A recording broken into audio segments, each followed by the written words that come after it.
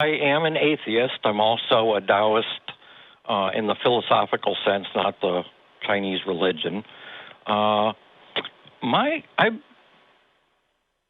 have been involved in science and a variety of things. I'm overeducated, to say the least.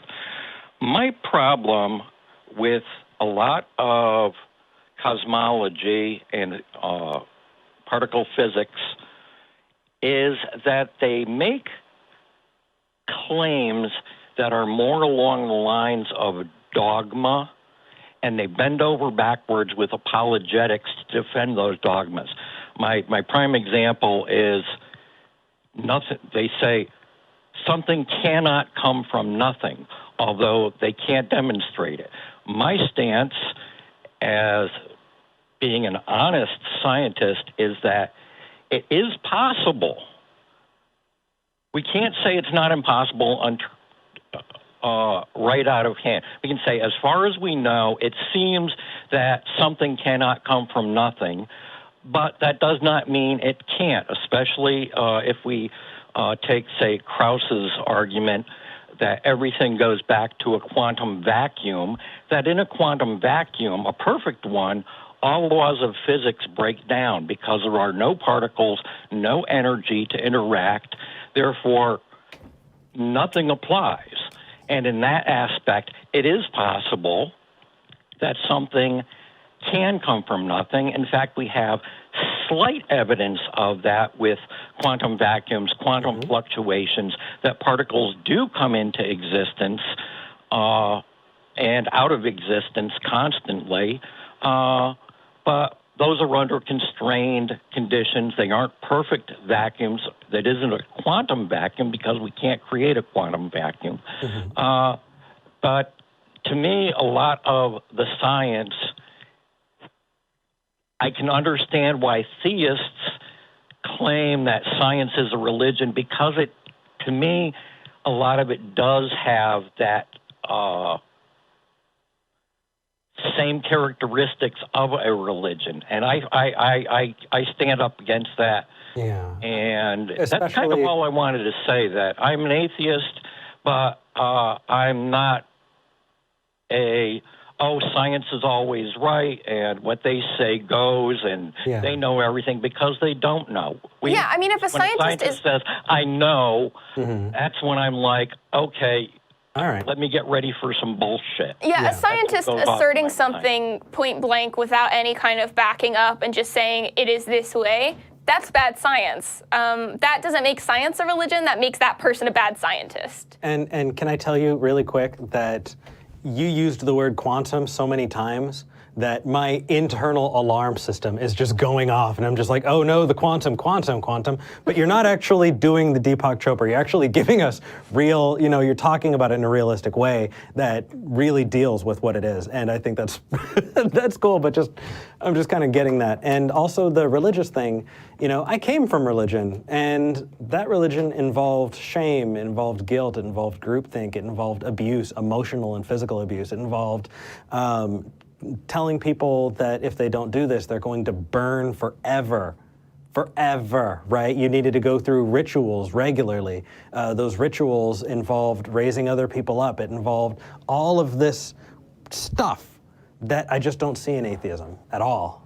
Yeah, I mean, religion has more to it than just believing unfounded things. Like, that's absolutely a part of it, and anybody who's believing things without any kind of backing up reason for doing so, I mean, that's not necessarily automatically a religious thing to do, but it's a dishonest thing to do, and it's disingenuous, and we shouldn't do it. And if you have a scientist who is doing that without any kind of backup, any kind of data, that person is a shitty scientist.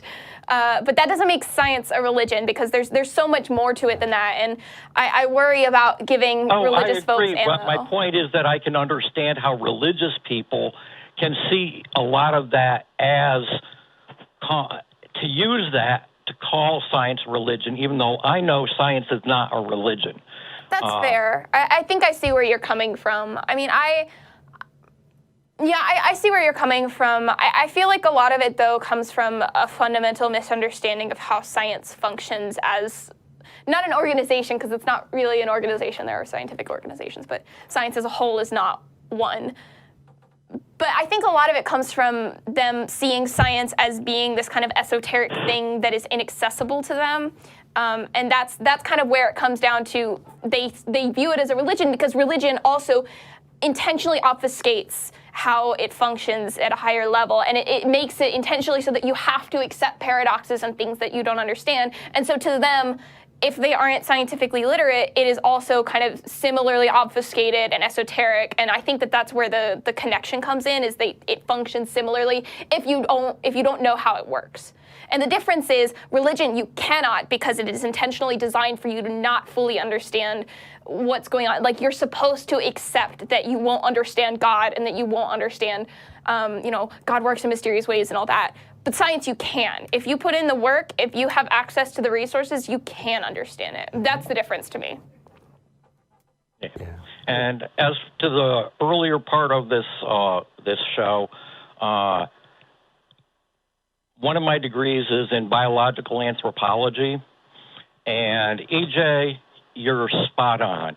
You're not you're not vindication. Don't know everything, but all the points that you were making are spot on from a scientific point of view.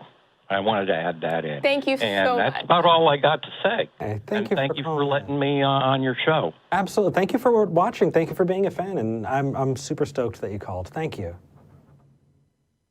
All right. Take care. Take care.